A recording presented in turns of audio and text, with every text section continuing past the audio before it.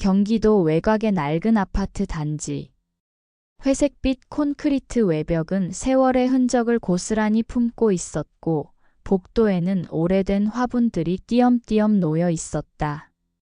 몇몇은 말라붙은 흙만 남았고 몇몇은 주인 없는 듯 무성하게 자라 있었다. 건물 입구의 유리문은 군데군데 금이 가 있었으며 엘리베이터 버튼을 누를 때마다 띠 하는 기계음이 울렸다.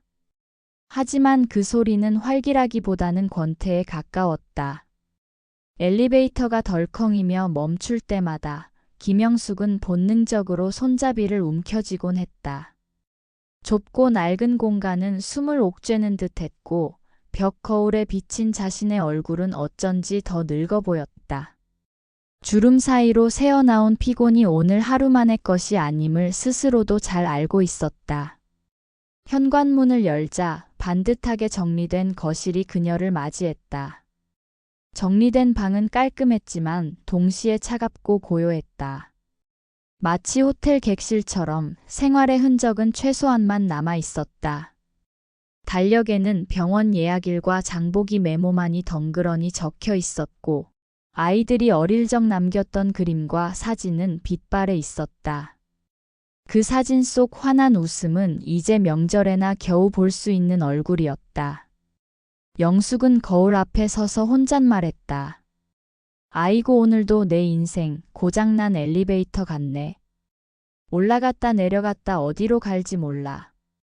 말은 농담 같았지만 눈빛은 진지했다. 그러던 어느 날 우편함을 열자 다른 날과 다르지 않은 공과 금. 고지서 사이에 얇은 종이 한 장이 끼어 있었다. 종이 특유의 잉크 냄새가 났다. 무창포 당일 여행 단돈 2만 원. 붉은 글씨는 형광등 불빛을 받아 번쩍였고 영숙은 한참을 그 문구를 바라봤다. 싼 값에 속내가 뻔히 보였다. 분명 건강식품 팔러 가겠지. 예상은 했지만 마음 한편에서 이상하게 가슴이 뛰었다. 그래도 에라, 바다 공기라도 쐬자. 스스로를 변명하듯 내뱉은 말은 허공으로 가볍게 흩어졌다. 그때 옆집 할머니가 지나가며 힐끗 전단지를 보더니 말했다. 영숙 씨, 그런 건 가면 망하는 거야. 근데 또 거기서 남자라도 하나 잡으면 인생 역전이지 뭐. 영숙은 당황스러운 듯 손사래를 치며 대꾸했다. 아이고, 내가 뭘. 하지만 속으로는 은근한 설렘이 일렁였다. 현실은 고요했지만 어쩌면 이 전단지가 작은 파문이 될 수도 있겠다는 생각이 스쳐갔다. 이튿날 아침 지하철역 앞 광장은 아직 이른 시간인데도 왠지 장터처럼 붐볐다. 칙칙한 시멘트 바닥 위로 어르신 30명가량이 제각기 작은 캐리어와 가벼운 배낭을 들고 모여 있었다. 사람들의 옷차림은 봄바람처럼 제각각이었다. 누군가는 멋을 부리려 하늘색 스카프를 목에 질끈 메고 있었고 또 누군가는 신발을 새로 샀는지 발걸음을 괜히 크게 내디디며 주변의 시선을 의식했다. 서로 처음 보는 사람들이었지만 공기 속에는 묘한 긴장감이 돌았다. 누구는 슬쩍 옆 사람의 반지를 훔쳐보며 이분은 미혼인가 사별인가 를 추측했고 또 누구는 일부러 휴대폰 화면을 열었다 닫으며 시선을 끌려 했다. 겉으로는 여행이지만 속으로는 인연을 낚을 수 있지 않을까 하는 작은 기대가 번졌다. 잠시 후 버스가 크고 무겁게 브레이크를 밟으며 광장에 멈춰섰다. 버스의 옆구리에 행복투어라는 화려한 글자가 크게 박혀 있었지만 그 안에 담긴 진짜 의미는 아무도 몰랐다. 가이드는 흥겨운 목소리로 외쳤다. 자, 인생 역전 투어 오신 어르신들. 환영합니다. 오늘 사랑도 잡고 건강도 잡고 바다도 잡으실 거예요. 순간 몇몇 어르신들이 얼굴을 붉히며 사랑도 잡는다는 말에 씩 웃었다. 서로 눈치를 보며 은근히 자리 경쟁이 벌어졌다. 운전석에는 무뚝뚝한 얼굴의 기사 오상철이 앉아 있었다. 그의 표정은 마치 이미 모든 걸 알고 있다는 듯 잔잔한 피로가 드리워져 있었다. 고개를 들어 사람들을 한번 쓱 훑었을 뿐 별다른 말은 없었다. 영숙은 그 얼굴을 잠시 바라보다가 중얼거렸다. 어머, 저 기사님 왠지 드라마 주인공 아버지 역할 느낌인데. 앞줄 할아버지가 눈을 반짝이며 옆구리를 찔렀다.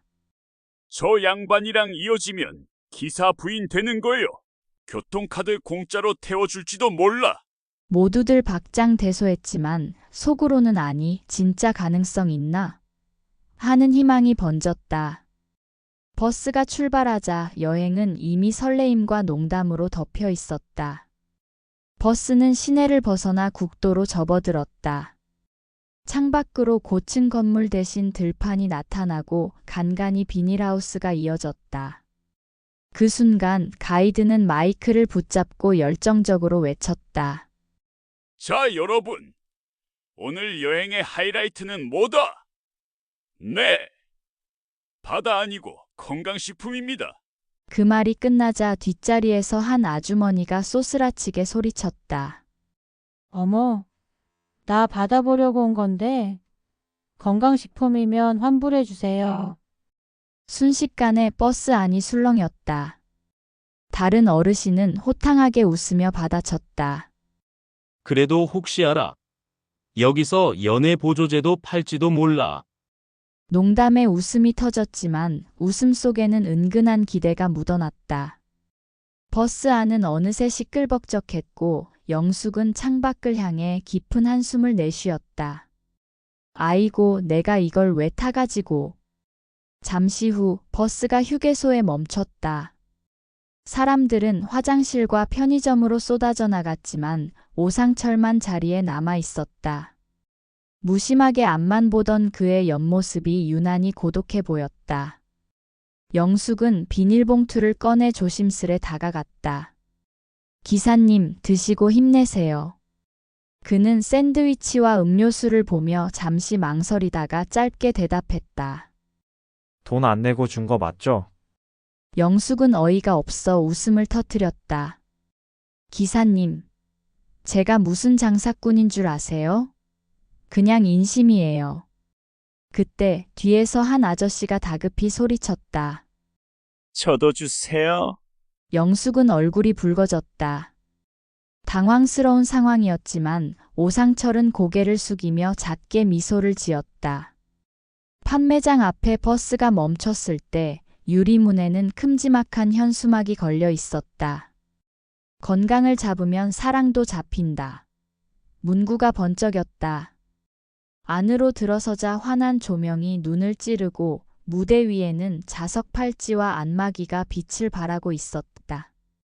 가이드는 마치 연예인 쇼호스트처럼 목소리를 높였다. 여기 앉으세요. 인생 역전의 기회가 바로 여기 있습니다.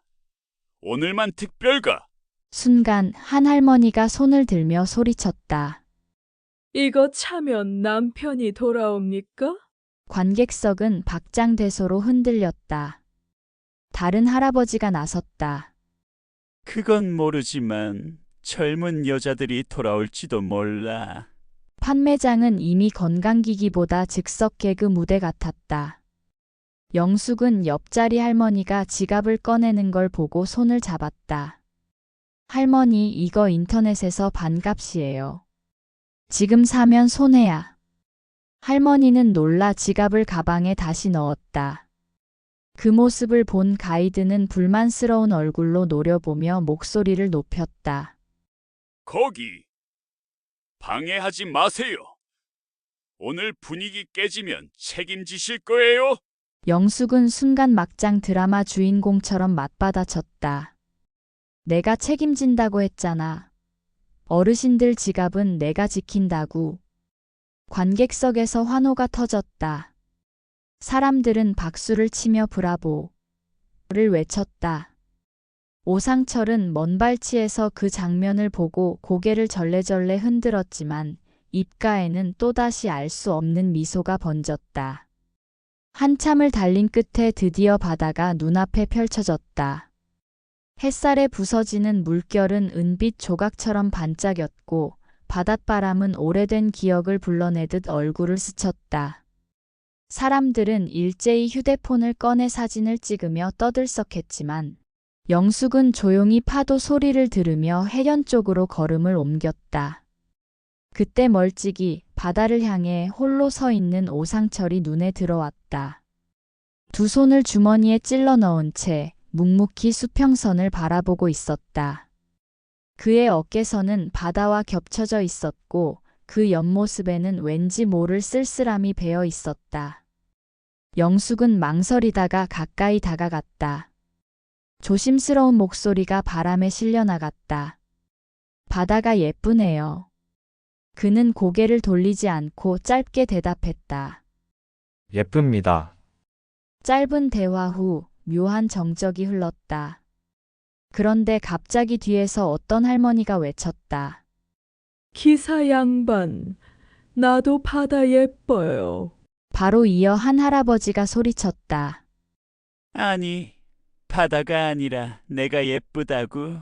순식간에 막장 드라마 같은 삼각관계 분위기가 연출되자 영숙은 속으로 중얼거렸다. 이 여행 진짜 이상하다. 근데 이상하게 재밌네. 짧은 대화였지만 그 순간 둘 사이에는 바다보다 더 깊은 침묵이 흘렀다. 그러나 그 침묵은 낯설지 않았다. 오히려 마음을 편안하게 만들어주는 온도가 있었다. 파도는 규칙적으로 밀려와 두 사람의 발치까지 다가왔다가 이내 물러나기를 반복했다. 영숙은 속으로 생각했다. 매일 이곳에 오면서도 정작 바다를 볼 시간이 없다니. 그의 고백 같지 않은 고백이 귀에 맴돌았다. 그리고 자신도 모르게 미소가 번졌다. 그 순간만큼은 주변의 소란도 다른 여행객들의 농담도 모두 희미해졌다. 오직 두 사람과 바다만이 있었다. 서울로 돌아오는 길. 버스 안은 잠든 사람들의 호흡으로 가득 차 있었고 노을빛이 창을 타고 들어와 좌석마다 금빛 그림자를 드리웠다. 영숙은 가방 속에서 갈매기에게 주려다 남은 과자 봉지를 꺼내 들고 조심스레 앞쪽으로 걸어갔다. 운전대에 집중하던 오상철은 그녀의 움직임을 눈치채지 못했다. 영숙은 갈매기 먹이로 샀던 과자 봉지를 꺼내 조심스럽게 앞으로 갔다. 대시보드 옆에 봉지를 내려놓으며 말했다. 기사님, 이거 남아서 드려요. 오상철은 잠시 그녀를 보더니 고개를 저었다. 혹시 독 넣은 건 아니죠? 영숙은 화가 나서 소리쳤다. 기사님, 제가 무슨 막장 드라마 악녀예요. 그는 피식 웃으며 고개를 숙였다. 장난이에요. 근데 고맙습니다. 둘 사이에는 짧은 침묵이 흘렀다. 그러나 그 침묵 속에 묘한 따뜻함이 감돌았다. 그 말은 단순했지만 마음 깊은 곳에서 나온 진심이었다. 그리고 그 짧은 대답만으로도 충분했다. 잠시 정적이 흐르는 사이 버스는 조용히 도로 위를 달렸다. 차창 너머로 스쳐가는 가로수들이 길게 그림자를 드리우고 있었다. 영숙은 자리로 돌아가면서도 방금 들었던 그 두 음절의 무게가 마음속에서 울려 퍼짐을 느꼈다. 고맙습니다. 단순한 말이지만 오래도록 남을 울림이었다. 며칠 뒤 평범한 일상의 풍경 속에서 우연은 다시 찾아왔다. 동네 마트. 형광등 불빛은 차갑게 내려앉아 과일의 색을 과장되게 드러내고 장바구니에 부딪히는 바퀴 소리가 좁은 통로에 메아리 쳤다. 영숙은 카트를 밀며 채소 코너를 서성이고 있었다. 파가 싱싱한지 고개를 기울여 보던 순간 익숙한 기척이 시선을 붙잡았다. 과일 진열대 앞 검은 점퍼 차림으로 우유 2통과 식빵, 그리고 세일 스티커가 붙은 냉동만두를 들고 서 있는 오상철. 그가 바코드 리더기 앞에서 줄을 서 있는 모습은 낯설지 않게 다가왔다. 오히려 오래전부터 이 동네의 일상에 섞여 있던 사람처럼 자연스러웠다. 영숙의 입에서 먼저 말이 새어나왔다. 어머, 기사님. 그가 놀란 듯 고개를 돌리며 짧게 대답했다. 아박 아니 김영숙 씨? 짧은 대화였지만 그 순간 두 사람의 눈빛은 마치 버스 창문 너머에서 다시 이어진 듯 했다. 짧은 인사만 오갔는데도 서로를 오랫동안 기다렸던 것처럼 마음이 흔들렸다. 그때 옆에서 카트를 끌던 아주머니가 둘의 대화를 들었는지 고개를 획 돌리며 농담처럼 말했다. 어머, 기사님이랑 연애하세요? 동네 소문 나겠네. 말은 농담이었지만 순간 영숙의 뺨이 붉어졌다. 당황해 손사래를 치며 황급히 답했다. 아니에요. 그냥 여행해서 아는 사이예요. 그러자 오상철은 잠시 망설이더니 뜻밖에도 드라마 속 대사처럼 차분히 말했다. 그럼 오늘부로 우리 사이를 새롭게 시작하시겠습니까? 순간 공기가 달라졌다. 계산대 직원이 고개를 들어 두 사람을 바라봤고 진열대 사이에 서 있던 사람들마저 호기심 가득한 시선으로 지켜봤다. 마트의 소음이 잠시 멎은 것처럼 느껴졌다. 영숙은 얼굴이 화끈 달아올라 소리쳤다. 아이고, 이 사람 갑자기 고백을 해. 그러나 가슴 한쪽에서는 알 수 없는 떨림이 일었다. 우연한 재회가 단순한 해프닝이 아니라 어쩌면 오래전부터 예정된 만남의 연속일지도 모른다는 예감. 그날 이후 두 사람은 자연스럽게 다시 이어졌다. 작은 카페의 창가에 나란히 앉아 커피를 마셨고 동네 공원을 걸으며 서로의 발걸음을 맞췄다. 때로는 저녁장을 보며 사소한 요리에 대해 이야기를 나누기도 했다. 주변 사람들은 볼 때마다 수군거렸지만 그 수군거림조차 두 사람의 관계를 더 또렷하게 만들어주는 듯했다. 오상철은 가끔 피곤한 기색을 감추지 못하면서도 영숙 곁에 있을 때만은 조금 더 밝아 보였다. 영숙 역시 오랜만에 누군가와 웃음을 나누며 걷는 시간이 이렇게 따뜻할 줄 몰랐다. 그렇게 두 사람은 우연이라는 이름의 실타래를 조금씩 풀어내며 이제는 서로의 일상 속에서 하나의 습관처럼 자리를 잡아갔다. 시간은 거창한 사건 없이도 사람의 관계를 조금씩 빚어냈다. 계절이 3번 바뀌고 마트에서의 우연한 재회는 이제 습관 같은 만남으로 자리를 잡았다. 짧은 여행을 함께 떠나기도 했고 주말이면 공원에서 산책을 했으며 가끔은 서로의 집을 오가며 소박한 식사를 나누었다. 그 일상 속에서 두 사람은 자연스럽게 가까워졌다. 결국 어느 순간 가족들에게도 서로를 소개하게 되었다. 그러나 그 자리에서는 예상치 못한 막장 드라마 같은 질문들이 쏟아졌다. 엄마, 설마 또 결혼하는 거 아니지? 아빠, 이 아줌마가 내 새엄마 되는 거예요? 둘은 동시에 웃으며 손사래를 쳤다. 우린 그냥 동반자야. 하지만 그 대답 속에는 부끄러운 듯 감추어진 애틋함이 있었다. 법적인 관계를 맺지 않아도 이미 서로는 삶의 한쪽을 의지하고 있었다. 기념일로 정한 어느 날 저녁, 오상철은 작은 연립주택 거실을 촛불로 은은히 밝혔다. 테이블 위에는 서툴지만 정성스러운 한 끼 스테이크, 샐러드, 그리고 와인 한 잔이 놓여 있었다. 영숙이 현관을 들어서는 순간 촛불의 빛에 비친 그의 얼굴이 어색하지만 따뜻하게 빛났다. 이게 다 뭐예요? 직접 하신 거예요? 네. 어제부터 준비했어요. 서툴지만 특별한 날이니까요. 영숙은 순간 말이 막혔다. 누군가를 위해 이렇게 정성껏 준비된 식탁을 오랜만에 마주한 탓이었다. 식사를 함께하며 지난 1년의 기억을 나눴다. 처음 만난 날, 어색하게 나눈 짧은 대화, 파도 소리 속 침묵, 그리고 마트에서의 고백 같은 순간들. 모든 기억이 촛불 위로 떠올라 하나하나 따뜻하게 스며들었다. 식사가 끝나자 오상철은 조심스레 작은 상자를 꺼냈다. 그 안에는 단정한 팔찌가 들어 있었다. 우리의 첫 만남을 기념하고 싶어서 준비했어요. 비싼 건 아니지만. 영숙은 팔찌를 바라보다가 조용히 웃었다. 정말 예쁘네요. 고마워요. 그녀도 준비해온 선물을 내밀었다. 평소 그가 좋아한다던 작가의 책, 그리고 손수 뜬 목도리였다. 오상철은 놀란 얼굴로 목도리를 받아 목에 두르더니 감동이 묻어나는 목소리로 중얼거렸다. 정말 따뜻하네요.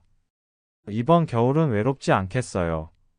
창밖에는 가을비가 내리고 있었다. 빗방울이 유리창을 두드리며 리듬을 만들었고 방 안은 촛불과 두 사람의 숨결로 가득했다. 영숙 씨 가끔 생각해요. 그 싸구려 여행이 아니었다면 우린 만나지 못했을 거라고. 맞아요. 2만 원이 이렇게 값진 선물이 될 줄 누가 알았겠어요? 두 사람은 동시에 웃음을 터뜨렸다. 인생은 때로 가장 기대하지 않은 순간에 가장 소중한 인연을 안겨준다. 그날 밤 법적 서류로 맺어지지 않은 관계라 해도 상관없었다. 서로에게 이미 가장 확실한 의미가 되어 있었으니까. 창밖에 비는 계속 내렸지만 이제는 외로움을 데려오지 않았다. 그들의 곁에는 서로의 온기가 있었다. 그리고 그것만으로도 앞으로의 모든 계절이 충분히 아름다울 거라는 확신이 있었다.